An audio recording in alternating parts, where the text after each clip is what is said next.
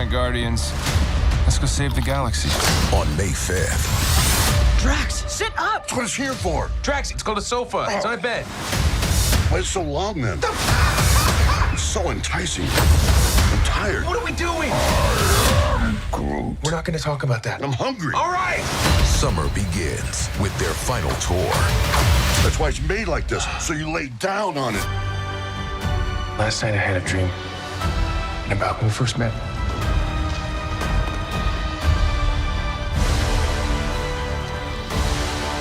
This is the end of the road. Let's make it count. On May 5th. I will destroy the Guardians. It's time to say goodbye. Summer begins It's a face-off. with their final tour. I guess we'll die trying.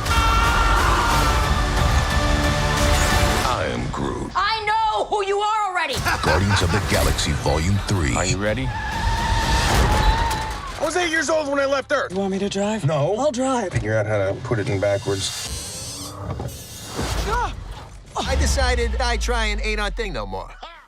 Welcome back, everyone. It's Charlie. This will be my new Guardians of the Galaxy 3 trailer. Marvel dropped a whole bunch of new footage since the last time I did a video. It's almost like they drop half the movie, so I'll just break down the biggest stuff. If you're brand new to the channel, be sure to subscribe to get all the videos. The movie's coming out really soon, so we're doing a giveaway for IMAX tickets for the movie. All you have to do to enter is be a subscriber and just post your favorite moment from the trailer on the video.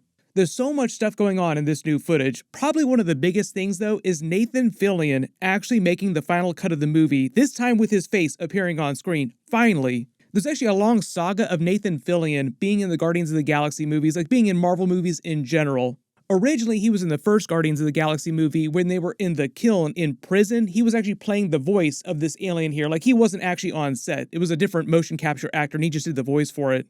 Check out the new meat. I'm gonna slather you up in Navi and jelly. Go to town. Then when they got to Guardians of the Galaxy 2, he actually played a version of Wonder Man, but it was actually a very tongue-in-cheek version of the character. This deleted scene was meant to take place in the present-day Missouri scenes when they're showing Ego's plan coming to fruition, and he uses all the extra celestial energy from Star-Lord to activate his seeds all over the universe. While this was going on, there was meant to be a Simon Williams film festival happening nearby. James Gunn is from this town in real life. His real-life parents actually cameoed in this scene. All the movies that he starred in here, the posters, are meant to be big Easter eggs for the comics, too. The biggest Easter egg is that he played Iron Man in a Tony Stark biopic. The Archon movie poster is more of a Conan reference visually, but Archon is actually a real Marvel character from the old-school Avengers comics. Now, he's a very Conan-inspired type of character, but Conan himself is actually a different Marvel character. Within the Marvel Comics canon, Archon also inspired this series of Arnold Schwarzenegger, who's meant to be an Arnold Schwarzenegger Easter egg movies based on the Conan series, which the comic book version of Simon Williams' Wonder Man also starred in. The way they portray Wonder Man in the comics is that his normal alter ego type of character, like when he's just walking around normally as Simon Williams, is that he's a Hollywood star, like he's an actual actor. So the James Gunn Archon movie poster is like an Easter egg within an Easter egg within an Easter egg for the Wonder Man character. Dead Before Arrival is a movie inspired by Christopher Nolan's Inception. Hack-Sack 2 is a sequel to the fictional remake of the Hack-Sack movie by Rob Zombie that appeared in the movie Super, directed by James Gunn. The Toxic Janitor movie poster, obviously a reference to The Toxic Avenger, directed by James Gunn's mentor and frequent collaborator, Lloyd Kaufman.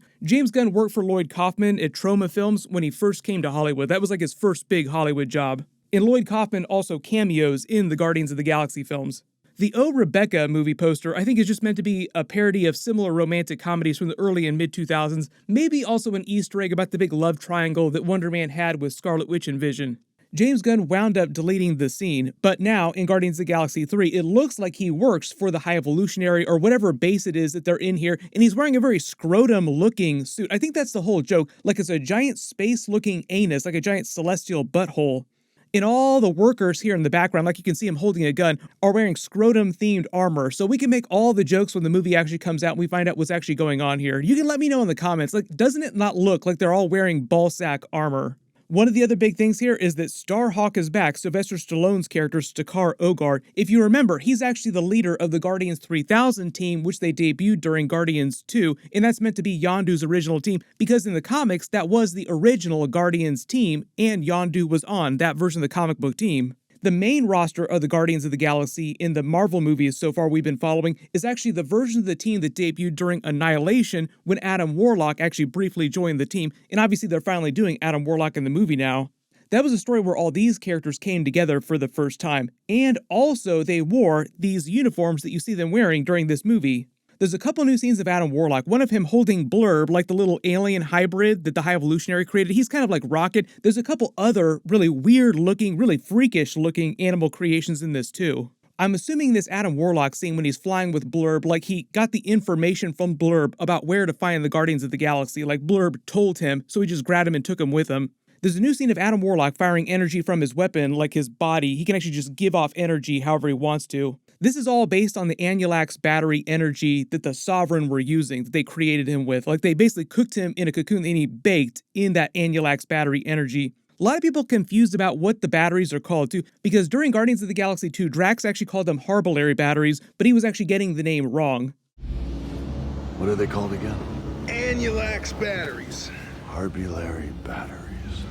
That's nothing like what I just said. That was the whole reason why the Sovereign wanted to kill them and why they created Adam Warlock in the first place to go kill them. So it seems like Adam Warlock tears up a bunch of nowhere trying to get to them. My early theory right now is that at the end of the movie, he will finally turn good, and it'll be a really accelerated version of his comic book origin story, because James Gunn said that he was actually playing him kind of like the way that Vision was when he was first created in Avengers Age of Ultron, sort of like a Born Yesterday kind of thing, where you're this ultra-powerful being, but you basically don't know anything about what's going on. Like, you don't know good from evil, and that was kind of the vibe of the Adam Warlock character when he debuted in the comics, when he was created by the Enclave. Like, eventually, he decided to choose his own path and just went around the galaxy trying to learn about everything. Initially, he was created by the Enclave to be a weapon of war. So that's kind of what's going on with him in this movie. Ayesha created him to kill the Guardians of the Galaxy. You actually see her with Adam Warlock in one of their ships here. She sends him to kill the Guardians of the Galaxy, but I think through those actions, he winds up learning that they're not so bad. Maybe he winds up killing one of them. It would be a cool redemption arc for him if he tried to redeem himself by joining the next roster of the Guardians of the Galaxy. Since James Gunn is coming to DC to do the new Superman Legacy movie and Batman Brave and the Bold, all the new rebooted DC movies, he said that he doesn't know exactly what Marvel's going to do with Adam Warlock next. I'm assuming he will show up somewhere between Avengers 5 Kang Dynasty and Avengers 6 Secret Wars.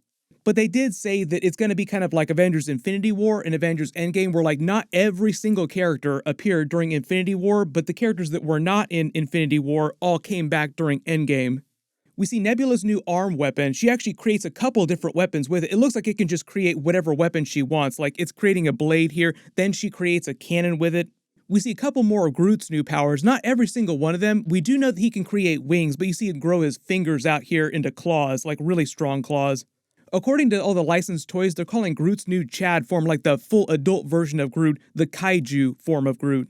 But the way that James Gunn explained the character is that he's meant to be kind of like the son of the original Groot from the first movie. He's not meant to be the same version of that Groot, just grown again.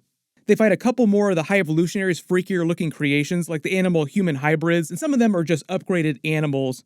This is what looks like a rabbit with mechanical bug legs, antenna, and giant metal pincers for a mouth. This has to be some kind of joke during the movie because it's like this adorable little bunny that wouldn't harm a fly turned into the most fearsome looking creature you could think of. But it's like you asked a fourth grader to make a really freakish looking bunny and this is what he came up with. Like a child would think of something ridiculous looking like this. Then you see another giant one that Gamora is ripping apart. It looks kind of like a hybrid between some kind of ape or a gorilla, a squid, like it's got squid arms, and cybernetic torso and legs. Some of these seem like the High Evolutionaries' reject experiments, like things that didn't pan out.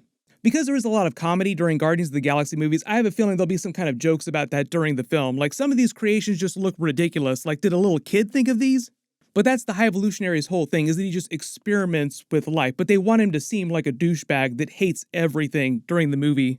The way that Rocket explains it in the trailers is that he didn't want to actually upgrade things, he didn't want to make them better, he just hated the way that everything was. And that just plays into the theme that everybody is fine the way that they are. James Gunn actually said that when Rocket was turned into what he is now, like the walking, talking raccoon, he'd actually been perfectly happy to be a regular raccoon. He didn't want to be upgraded. There's a funny standoff scene where you actually see the Guardians of the Galaxy meeting the new Ravagers for the first time, and it seems like they haven't been back to their ship. It's the same part of the ship that survived from Guardians of the Galaxy 2, like the Ravagers' larger ship was blown up, but the small part of it did survive. And since the events of Avengers Endgame, this younger version of Gamora from 2014 has taken over the Ravagers, like she went full Thanos hardcore boss time on the Ravagers. I'm guessing Peter Quill just didn't learn about that because it seems like when they meet each other, Peter Quill doesn't know that it's her that's in charge of everything. And they just have a funny bro-off, like standoff moment.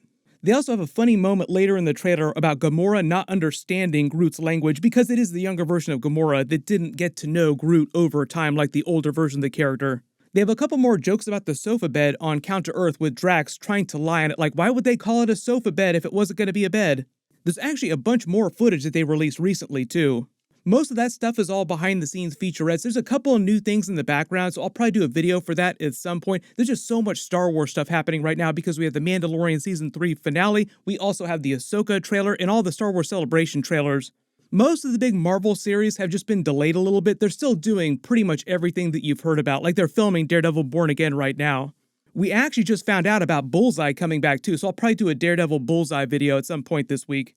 Since there were so many trailers that just released I did videos for, I'll put links for everything down in the description. You can click here for my Mandalorian Season 3 Episode 8 finale video, and click here for my brand new Ahsoka extended trailer with a first look at Grand Admiral Thrawn and a bunch of other characters. Thank you so much for watching, everyone stay safe, and I'll see you guys in the next one.